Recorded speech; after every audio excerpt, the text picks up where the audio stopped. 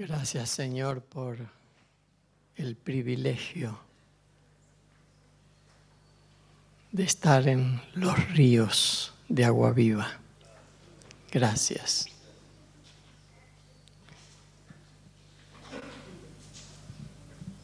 Desde ya Juanita y yo les queremos dar gracias porque sabemos que muchos nos han estado acompañando en oración. Nuestro viaje hacia Tanti, Córdoba, el retiro que hemos tenido allá, que yo siempre digo, lo que recibimos no es para quedárnoslo nosotros, sino para compartirlo con todos ustedes.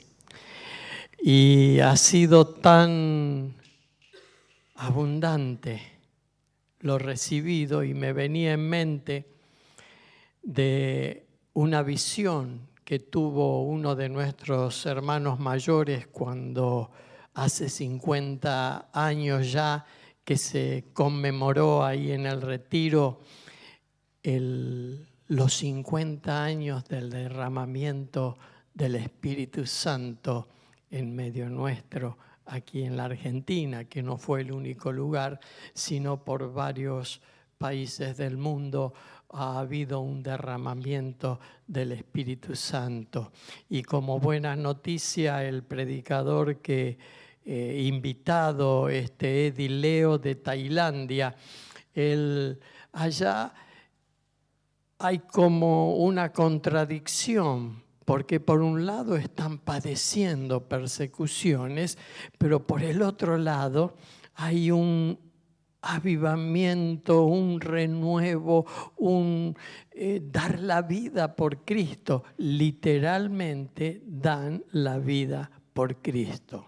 Pero eso lo voy a ir compartiendo más adelante, porque como decía, de cuando vino esos comienzos de que Dios empezaba a revelar lo que nos era velado en las Sagradas Escrituras. Es decir, no es que vino una renovación de allí que vaya a saber qué iluminado recibía cuestiones. No, era abrir las Sagradas Escrituras y entender lo que era más fuerte las tradiciones que lo que decía la palabra. Y ahora se empezó a entender la palabra, lo que Dios decía, que en fe se empezó a practicar y se vio el poder de Dios manifestándose y renovando a la iglesia. Entonces había venido tanta caudal de revelaciones que tuvo esta visión. Dice que vio un embalse. Vieron que un embalse es el contenedor de abundantes aguas con puertas donde van graduando la cantidad de agua que quieren que salga. Y así lo veía en la esfera espiritual. Hemos recibido tanto, pero tenemos que gradualmente ir transmitiéndola al pueblo para que la puedan asimilar y que vaya mucho más de lo que es una mera información intelectual, sino dar tiempo para que eso que se recibe se practique, se aplique en la vida. Y yo pensaba en eso. Hemos recibido, ha sido tan intenso, el físico, la verdad que a nosotros no nos daba mucho, porque llegamos el viernes al atardecer, ese viernes todo el tema de inscripciones y de acomodarnos en las habitaciones, así que empezamos el sábado a la mañana, 2 encuentros a la mañana, esa tarde tuvimos libre de comunión, luego 2 encuentros a la tarde, a tarde-noche. El domingo fue más intenso, no tuvimos respiro. Entonces, y finalizó el lunes al mediodía, donde también a la mañana tuvimos 2 encuentros. Así que todo ese cúmulo lo traemos acá y se cumplió la expectativa por la cual íbamos. Señor, queremos recibir de vos. Así que está en mí el deseo de ir compartiéndoles, pero de acuerdo a lo que hemos recibido, hoy quiero compartirles el último mensaje. Porque si no tenemos en claro el último mensaje, se nos va a hacer muy cuesta arriba practicar las primeras enseñanzas que hemos recibido.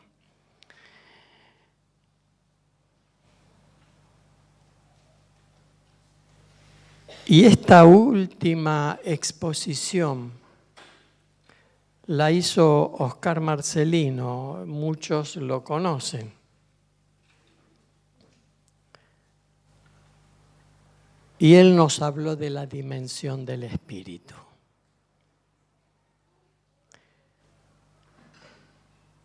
Nosotros aquí entre nosotros hablamos mucho de la llenura del espíritu, de que el Espíritu Santo debe ser nuestro compañero, nuestro guía, nuestro consolador,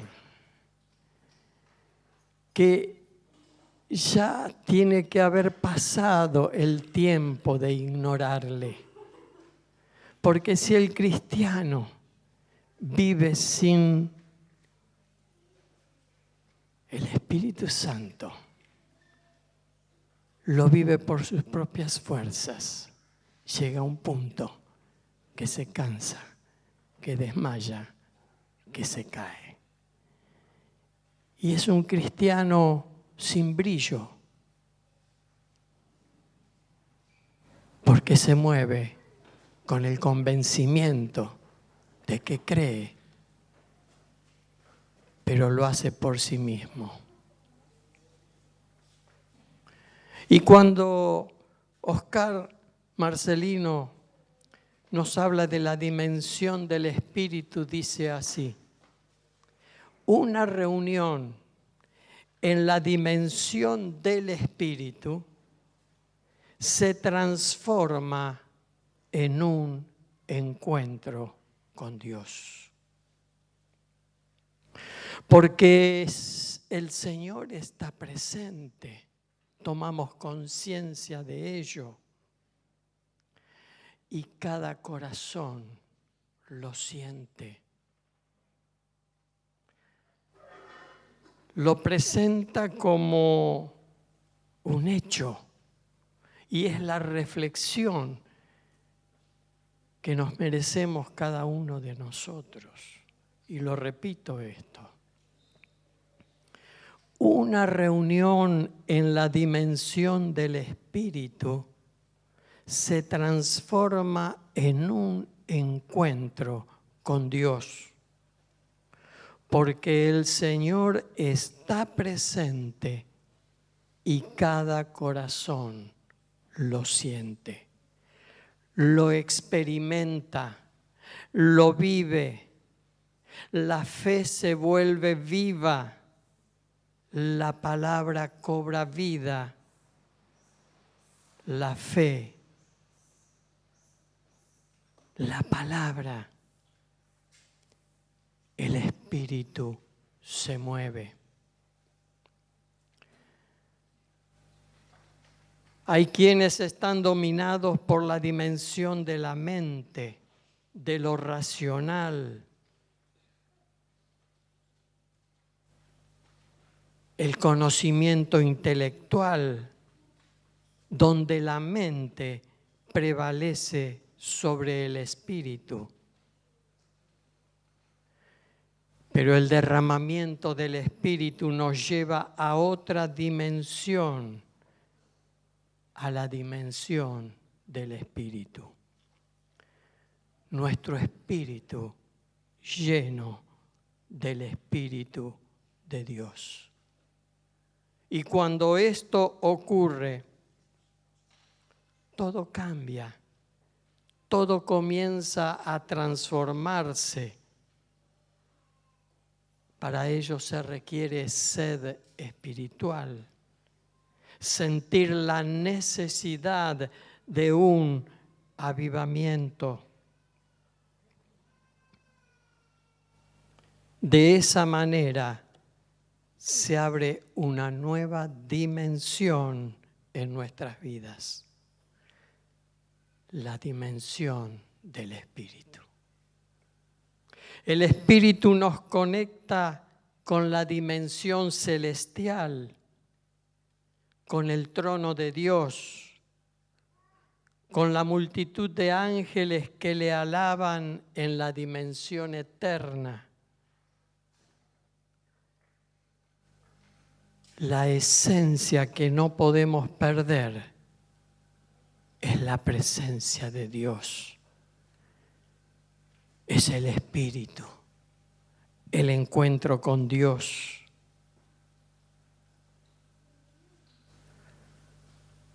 En las reuniones, ¿qué lugar le damos al Espíritu? Para hacer y decir lo que Dios quiere a su pueblo y no ser nosotros estorbo al mover del Espíritu Santo.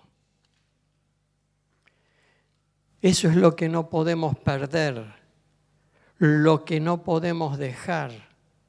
Eso es lo que Dios quiere restaurar, su presencia en medio de su pueblo. La gloria de Dios llenando su casa. Ahora tenemos acceso a ese santuario que está en la dimensión del Espíritu. Ahora por la fe vemos al invisible, contemplamos al Rey de los siglos, entramos al santuario celestial en plena certidumbre de fe y vemos a aquel que está sentado en el trono y al Cordero. Y nos unimos al coro celestial y con ellos adoramos al Señor. Si ponemos en primer lugar la dimensión del Espíritu, todo lo demás va a funcionar. En este tiempo presente, nuestra responsabilidad es vivir bajo su gracia y gobierno. Por ello, el andar en el Espíritu se convierte en un imperativo. Allí en Gálatas 5:25 nos dice, si vivimos por el Espíritu, andemos también por el Espíritu. Corremos del riesgo de apartarnos de la dimensión del Espíritu y movernos en la esfera del hombre, mujer natural. El apóstol Pablo hace una advertencia a los Gálatas que nos tiene que llevar a reflexionar. Allí en Gálatas 3:1-3 dice lo siguiente: oh Gálatas insensatos, ¿quién os fascinó para no obedecer a la verdad? A vosotros que ante cuyos ojos Cristo fue ya presentado claramente entre vosotros como crucificado.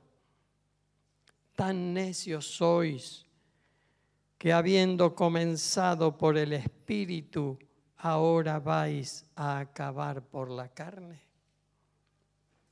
Esta advertencia apostólica revela la tendencia humana a no depender del Espíritu Santo. Las palabras que Esteban dirigió a sus verdugos próximo al martirio, también dice así: y tiene valor profético. Les dice: duros de cerviz e incircuncisos de corazón y de oídos, vosotros resistís siempre al Espíritu Santo, como vuestros padres, así también vosotros. Eso lo encuentran en Hechos 7:51. Es propio de la naturaleza humana tener el control, es decir, todo lo previsto dentro de nuestras reglas y leyes.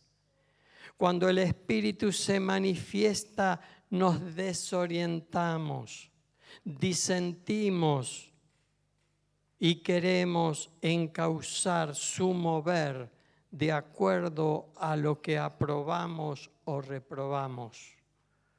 Reprimimos las reacciones de los hermanos ante su acción. Deseamos que reciban gozo, pero que no lo expresen con gritos y saltos. Que tengan vida, pero que no se manifieste. Y tememos la libre operación de los dones en la asamblea de la iglesia. El soplo del Espíritu siempre conmoverá y hará temblar las estructuras eclesiásticas humanas. Al hombre natural le es imposible seguir su guía porque ésta siempre se opone al racionalismo humanista. La autosuficiencia humana impide al obrar del Espíritu y lo resiste. El mover del Espíritu es imprevisible para el racionalismo religioso. Por ello, éste lo considera anárquico y caprichoso. El Espíritu se mueve dentro del propósito de Dios, ejecutando su voluntad, y hará lo que quiere, como quiere, cuando quiere y con quien quiere. Fue el mismo Jesús quien reveló esta verdad a Nicodemo al decirle: el viento sopla de donde quiere y oye su sonido, mas ni sabes de dónde viene ni a dónde va. Así es todo aquel que es nacido del Espíritu. Eso lo encuentran en Juan 3:8. Es nuestro deber estar atentos al mover del Espíritu y actuar solo bajo su guía para tener una visión correcta de los propósitos de Dios. Hay que seguir la acción del Espíritu. El Espíritu Santo será derramado sin medida para ejecutar el propósito de Dios, preparando a la iglesia para la venida en gloria del Señor Jesús. Implica una comprensión amplia más allá de los avivamientos y de los vientos de renovación.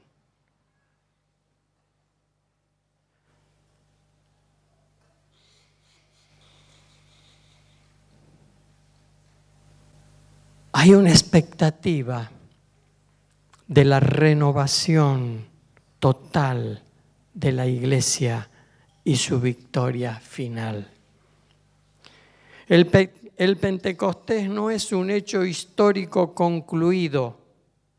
Vivimos en la dispensación del Espíritu y en ella debemos permanecer.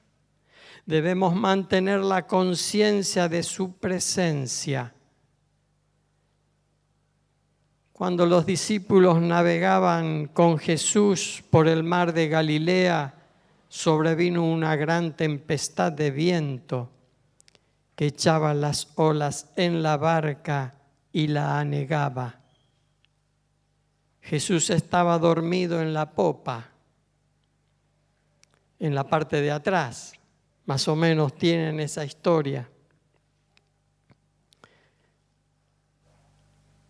Y los discípulos se atemorizaron cuando sobrevino la tempestad y el agua la hundía. De igual manera, si no mantenemos siempre viva la certeza de su presencia, cuando vamos por el mar de la vida y de la obra, si tenemos a un Cristo dormido, ajeno a las circunstancias que enfrentamos y librados a nuestra suerte, vamos a estar en problemas. Muchas veces nos sobrevienen tempestades, circunstancias adversas, pruebas, tribulación, persecución, frustraciones, ataques del diablo que nos llevan al límite de nuestras fuerzas. Lo terrible es enfrentarlas con Cristo durmiendo en la popa. No tenemos quien nos libre. Si no tenemos relación con Él, Cristo está dormido mientras nos golpea la tempestad. La presencia de Cristo hace la diferencia. Los discípulos a punto de perecer despertaron al Señor y éste levantándose reprendió al viento y dijo al mar: calla y enmudece. Y cesó el viento y se hizo grande bonanza. Lo que nos ocurre, la más terrible realidad, no importará si Él está con nosotros. Debemos en todo momento y en toda circunstancia mantener viva la conciencia de su presencia. Con Él a nuestro lado no seremos amedrentados. Mientras estemos en el mundo, tendremos aflicción. El Señor lo profetizó claramente en Juan 16:33. Cuando sobreviene una tempestad en nuestra vida, quedamos conmocionados y confundidos. En ese estado, aunque sabemos que Cristo está con nosotros, podemos perder la certeza de su presencia y atemorizarnos.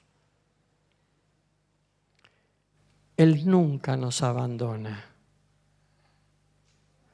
Y nos lo recuerda Pablo allí en Hebreos, citando una promesa de Deuteronomio 31:8.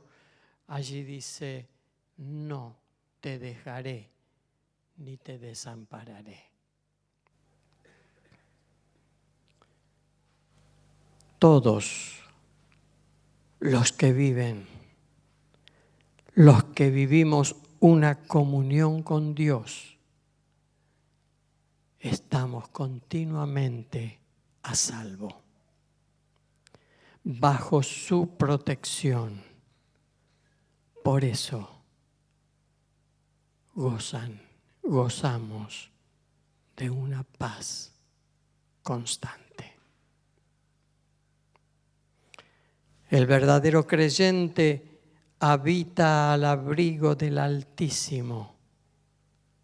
Está en la morada de Dios, en su reposo, como en un refugio permanente. Sirve a Dios y lo adora dentro del velo que le da amparo y protección. Si Él permitiera, como está sucediendo con muchos hermanos en varias naciones del mundo, que sufriéramos el martirio por amor a su nombre, nos dará la fuerza y el valor para soportar el bautismo de sangre. Por ello es imprescindible mantener siempre viva la conciencia de la presencia de Dios en nosotros. Cuando estaba leyendo este mensaje, dije, hasta aquí nomás, porque hay más, así que vendrá una segunda parte, una continuación. Pero dije, con esto por hoy tenemos más que suficiente. Y salgo de la vaina por decir algunas cosas como expresiones como esta. Dejemos de jugar a la iglesia.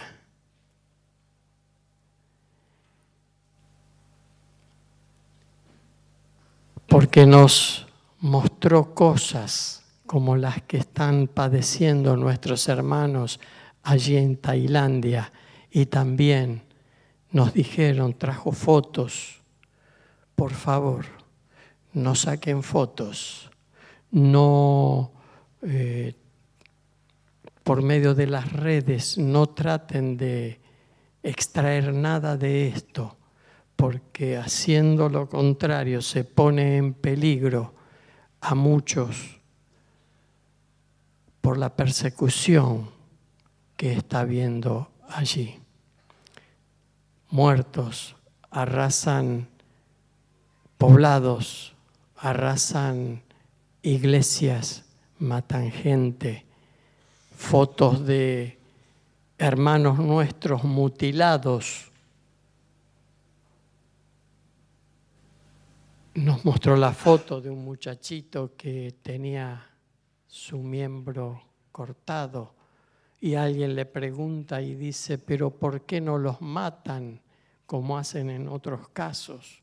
Agarran a un creyente, dice, renuncia a tu fe en Cristo. Ellos se niegan y le cortan las extremidades. Y ese alguien le preguntó si aparte de los que matan, decapitan, pero dice, ¿y a estos por qué los dejas vivos? ¿Por qué no los matan? Porque dice, queremos que sufran por el resto de sus vidas. Cosas por el estilo. Entonces venía esa expresión, hermanos, dejemos de mirar tanto para adentro, miremos para afuera, dejemos de jugar a la iglesia. Allí tienen ese tipo de persecución. Dice que acá no va a venir ese mismo estilo, pero va a haber otro tipo de persecución. No sabemos. Quizá alguien esté vislumbrando algo de cómo será el tipo de persecución que tendremos acá. Pero que ante todo eso no temamos, no tengamos miedo, porque junto con la aflicción viene el poder de Dios manifestándose en su iglesia y a través de su iglesia. Como que ese rótulo que llevamos de cristianos lo tomemos muy en serio, hasta el punto de dar nuestra vida por nuestra fe en Cristo. Así que en otras charlas les iremos compartiendo lo que este hermano nos trajo acerca de nuestro servicio a Dios a favor de la gente que se pierde.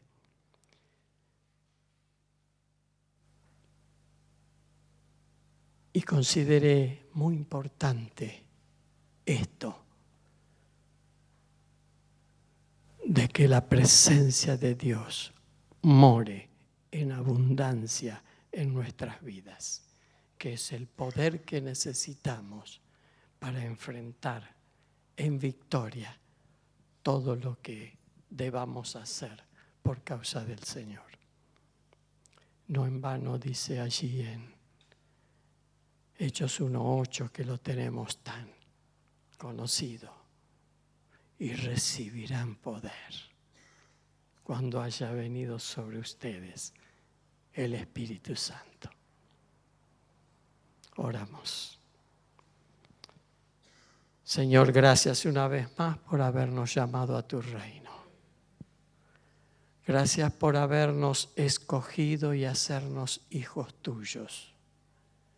Gracias porque confiaste en nosotros a pesar de nuestras propias debilidades. Y nos hiciste colaboradores tuyos.